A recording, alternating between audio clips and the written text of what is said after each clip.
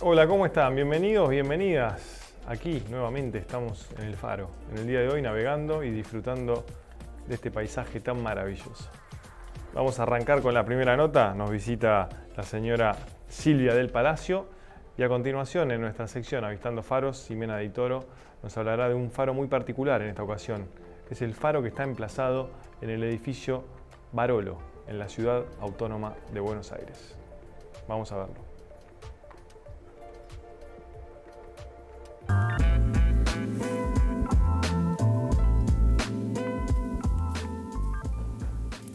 Silvia, muchas gracias por estar en la orilla nuevamente. ¿Por qué el centro, si bien en un principio cuando se hace el loteo estaba establecido en el barrio del Silvio, terminó quedando en lo que hoy conocemos como el centro de Mar de Ajó? Bueno, esto es una suposición, es decir, está fundamentado en lo que yo viví y creo. A mí me parece que las primeras casas en el Silvio se dieron en una época en donde la gente podía veranear 2 o 3 meses, se quedaba la familia, generalmente el padre iba y venía, pero se quedaban establecidos, y en marzo se bajaban todas las persianas y se iba. O sea, la gente estable empezó a vivir en otro lado, empezó a vivir en las orillas, es decir, empezó a vivir del otro lado del Camping General Lavalle. Las casas más antiguas de Mar de Ajó, sacándolas del Silvio, empezaron a hacerse en ese sector. Ahí tenías, hay todavía algunas casas viejas en la calle Saconi, en la calle Irigoyen, para decir, la calle Blanco Encalada. O sea, en ese lugar se empezaron a establecer los negocios. Si vos haces si yo hago una recorrida mental, por ejemplo, de cuando yo iba a la escuela en el año 62, 63, que íbamos, yo empecé el colegio en el 65, que íbamos caminando, la gente se movía en ese tramo, entre Blanco Encalada y Libertador, ¿no es cierto? Ese era el sector. Ahí estaba el Cafetal, estaba el Funcional, estaba Valdelli, estaba La Perla, o sea, estaba en los lugares, el mercado, también en Diagonal se fue corriendo hacia ese sector, ¿no? Es decir, eso creo que, por eso es que el Silvio a lo mejor quedó para la gente que venía en verano, y sabes que las cosas no son permanentes, porque en general vienen los padres y después los hijos no quieren venir o se va dando la situación, pero creo que eso es una de las cuestiones. Y otra cuestión es que el Parque General Lavalle hizo una interrupción, hizo un corte, que dificultó hasta que se hizo Francisco de las Carreras un poco, ¿no? Que se asfaltó y que se pudo manejar. Ahora mucha gente vive en Nueva Atlantis, por ejemplo. Ahora se está corriendo gran parte del centro urbano a la zona posterior al Silvio. Vos fíjate, ¿no? Qué paradoja. Mucha gente, de la gente que se vino a radicar después de la pandemia, se ha radicado en la zona de Nueva Atlantis. O sea que a lo mejor eso nos plantea qué va a pasar con la fisonomía, ¿no? De Mar de Ajó. Sí, sí. En constante movimiento. Exacto. Y si tuvieras que hacer un raconto de cómo fue la educación en la costa, por tu trayectoria, también por tu formación de historiadora, ¿cómo la podrías...? Mira, yo te diría que hasta el año 62 que se creó el colegio secundario, no había colegio secundario. Por lo tanto, los chicos que egresaban de la escuela primaria, que estaba la escuela 9, que en ese momento no era escuela 9, era escuela 112, después se transformó en 24, cuando pasó de nación a provincia. Y un poco el colegio secundario o la escuela de educación media, porque hay toda una curiosidad. ¿Por qué se llama colegio secundario? Porque el profesor Villar, que fue el director fundador, se había formado en los colegios de la universidad, o sea, los colegios tipo el Colegio Nacional, el liceo, había sido profesor ahí. Entonces él amaba, o sea, él quería darle al colegio a la escuela la fisonomía de un colegio universitario, ¿no? O sea, esa es su aspiración y está bien. Y te diría que hasta, yo exactamente no me quiero acordar, pero hasta que se creó la escuela modelo, que fue ya en la década del 90, la única escuela secundaria era la escuela media 1.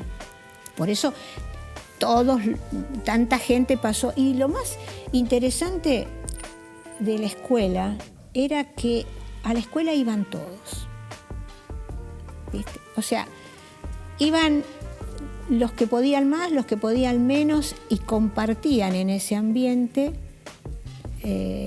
el ámbito educativo, ¿no? Una auténtica escuela policlasista, ¿no? Exacto, sí. El hijo del concejal, porque no había opciones, entonces se daba.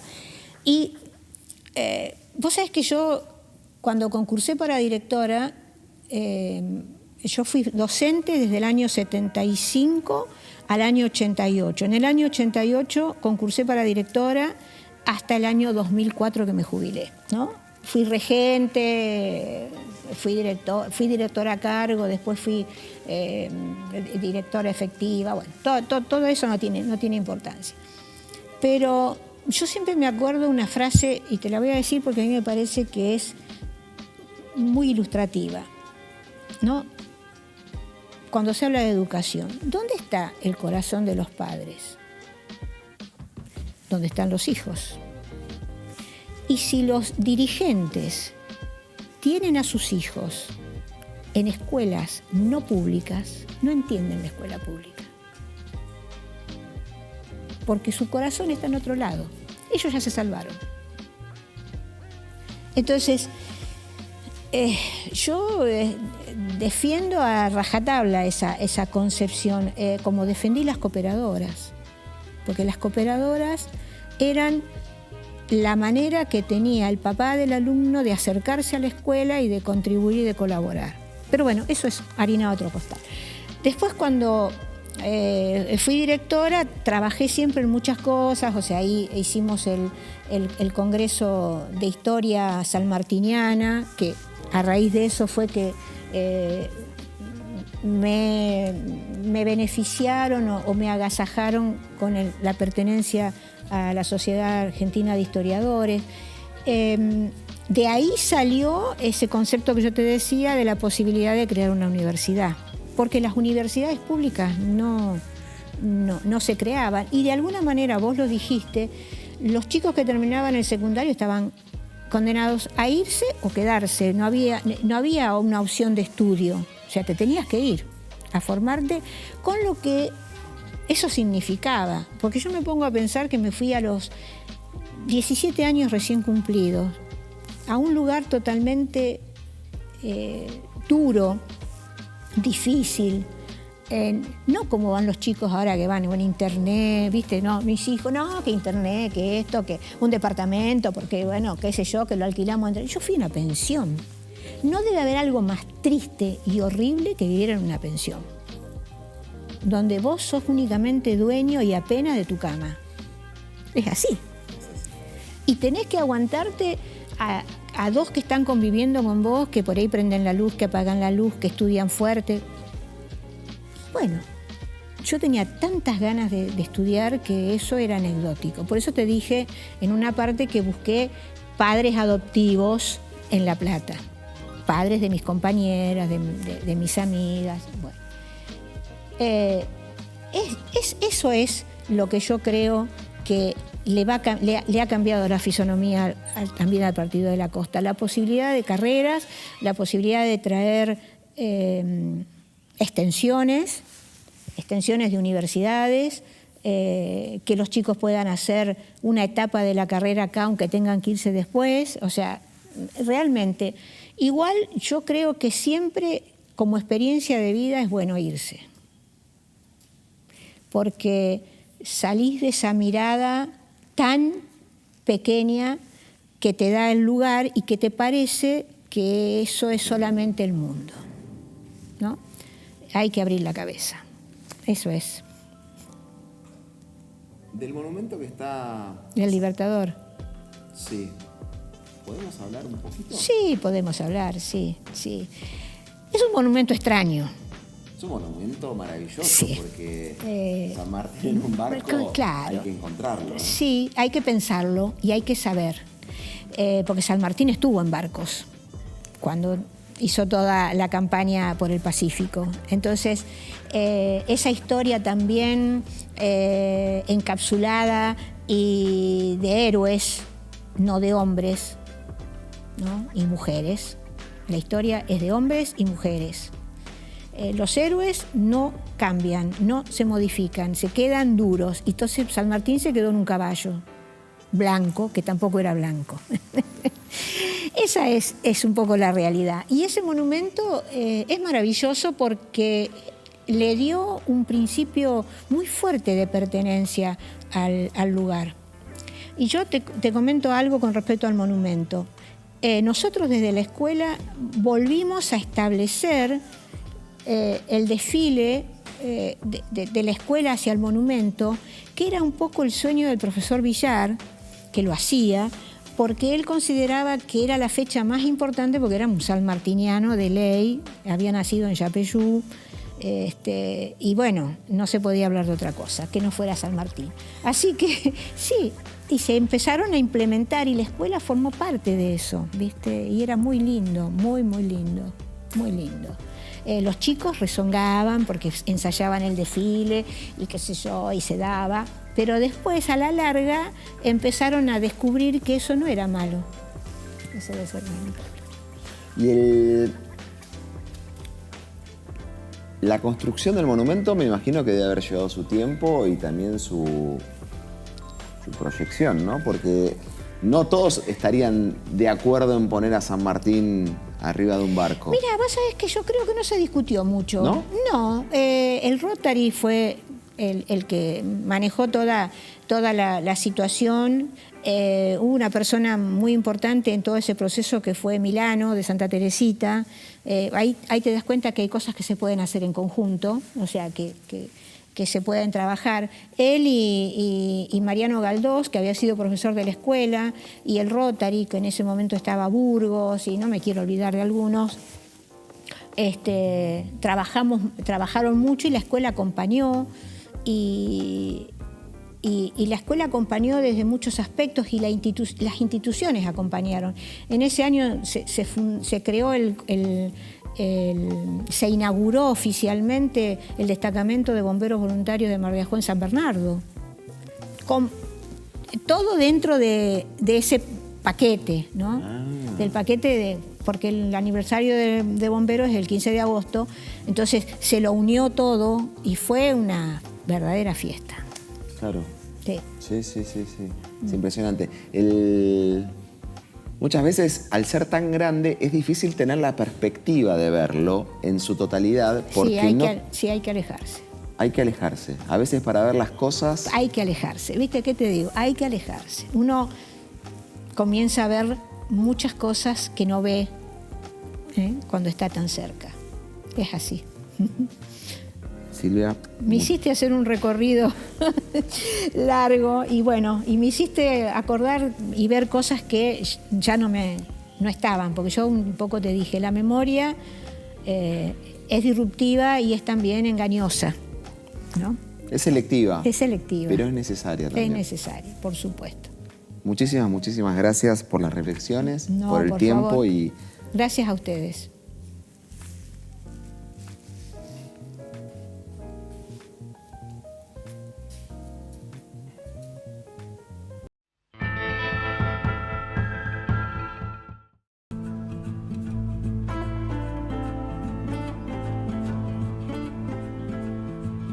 El Palacio Barolo, también conocido como Pasaje Barolo o Galería Barolo, es un edificio de oficinas ubicado en la Avenida de Mayo, en el barrio de Montserrat, Buenos Aires, Argentina.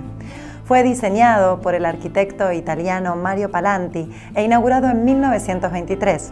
Hasta los años 1930 fue el edificio más alto de la ciudad y de América del Sur. En 1997 fue declarado Monumento Histórico Nacional. En la cúspide del Palacio Barolo, a 100 metros de altura, se encuentra un faro con 300.000 bujías. Sin embargo, nunca pudo funcionar como tal debido a que su uso fue prohibido para evitar confusiones a las embarcaciones que navegaban por el Río de la Plata. A pesar de ello, su haz de luz pudo observarse en Montevideo, anunciando eventos importantes como la pelea entre el argentino Luis Ángel Firpo y Jacques Desailly, el mismo año de su inauguración, y años más tarde el fin de la Segunda Guerra Mundial. En 2010, para los festejos del Bicentenario, el faro del Palacio Barolo pudo recuperar su luz y se irradió durante 15 minutos por noche. El Palacio Barolo está ubicado en la Avenida de Mayo 1370 de la Ciudad Autónoma de Buenos Aires, a una distancia de 365 kilómetros de Mar de Ajó. Esto fue todo por hoy y los espero en un próximo episodio de Avistando Faros.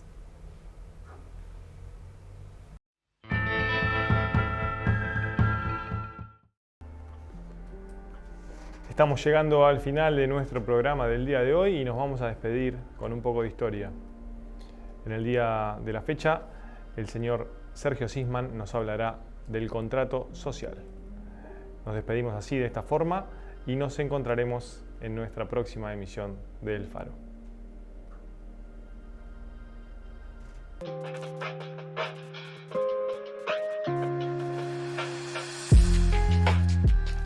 El objetivo es desarrollar las teorías contractualistas de la Edad Moderna. Durante la Edad Media, el poder político se fundamentaba en la voluntad divina, bajo una concepción teocéntrica. Mientras tanto, en la Edad Moderna, comienza una explicación racional sobre la legitimidad del poder político. El punto de partida de estas teorías es el estado de naturaleza, el pasaje a un contrato que se establece entre los individuos para configurar una sociedad con un Estado garante de la paz y del orden. ¿Qué es el estado de naturaleza?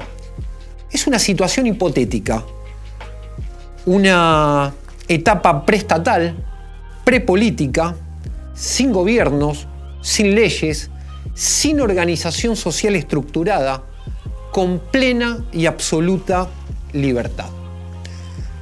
Uno de los principales referentes de estas teorías fue Thomas Hobbes, filósofo británico, quien vivió entre 1588 y 1679, autor del Leviatán, obra que publicó en 1651 en el contexto de guerras civiles en Inglaterra.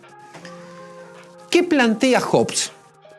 Que en el estado de naturaleza los hombres nacen libres e iguales, pero son egoístas, violentos, compiten por los recursos, por lo que viven en estado de guerra permanente. Por ende, ponen en riesgo el derecho supremo a la vida. De ahí la famosa frase de Hobbes: el hombre es el lobo del hombre. Por ende, ¿cómo proteger la vida en este contexto? Para Hobbes, los individuos deben renunciar a su libertad, entregar el poder a una persona que debe tener cualidades para establecer el orden, es decir, en un soberano que detente el poder absoluto, despótico e ilimitado. En definitiva, un leviatán, que es una metáfora, es un monstruo marino de la Biblia que expresa que es el mayor poder sobre la tierra. Es decir, el monarca absoluto va a ser el único capaz de garantizar paz, orden y la supervivencia humana. De esta manera, Hobbes justifica y legitima las monarquías absolutas, no por voluntad divina, sino por la naturaleza humana. En definitiva, para Hobbes, la sociedad es artificial, es una construcción racional de los hombres, donde el miedo a la muerte se desplaza al miedo a la autoridad. Hobbes justifica el status quo de la época, el poder político, económico y social de la nobleza terrateniente en tiempos que comienza a ser amenazado por el ascenso a paso firme de la burguesía británica. En cambio, John Locke, filósofo inglés, quien vivió entre 1632 y 1704, autor en 1690 de el segundo ensayo sobre el gobierno civil, va a expresar lo opuesto a Hobbes con respecto al estado de naturaleza. Los hombres nacen libres e iguales, pero no son violentos ni egoístas, pudiendo gozar de los derechos individuales como la vida, la igualdad, la libertad y la propiedad privada fruto de su trabajo. Pero claro, Locke va a llamar la atención en algo. La paz es precaria porque hay conflicto. No hay autoridad para juzgar, cada uno defiende su derecho con su propia fuerza. Falta un árbitro, por ende se impone la fuerza. ¿Cuál es la solución que plantea Locke? Que los individuos establezcan un contrato, pero esta vez para constituir un gobierno que sea juez, para defender los derechos que los seres humanos tenían antes de formar su sociedad. Es decir, que en la visión de Locke, los hombres crean la autoridad para proteger sus derechos. Por ende, la propuesta de Locke va a diferir mucho de Hobbes. En definitiva, es un poder político limitado, controlado, con un poder dividido en ejecutivo, legislativo y judicial. ¿Para qué? Fundamentalmente para que no haya abuso de poder que afecte la libertad y los derechos naturales de los individuos. De esta manera, Locke sentó las bases de la democracia parlamentaria británica y del liberalismo político en Europa occidental. Locke construyó el marco de legitimidad para el ascenso revolucionario y vertiginoso de la burguesía, que requería de un nuevo marco legal estatal que proteja su derecho a la propiedad privada, pilar de los estados liberales que se constituyan después de la Revolución Francesa. Siguiendo esta línea, Rousseau, filósofo del siglo XVIII, referente del iluminismo, autor del Contrato Social, publicado en 1762. Siguiendo una línea similar a la de John Locke, dirá que en el estado de naturaleza los hombres viven en felicidad, con libertad, con igualdad. El hombre es bueno por naturaleza, pero se corrompe ante la propiedad privada. Por ende, el primer contrato, dirá Rousseau, es establecer una sociedad, un Estado que garantice la propiedad privada y así contribuir a reproducir las desigualdades sociales. Por lo tanto, no habrá bien común. Por ende, el segundo contrato será regir la voluntad general, expresada en el interés superior de los individuos. En definitiva, para Rousseau, el Estado es la expresión de la voluntad general y la soberanía es del pueblo, no del monarca. De esta forma se constituye, se asienta, se legitima el principio republicano por excelencia, el de la soberanía popular.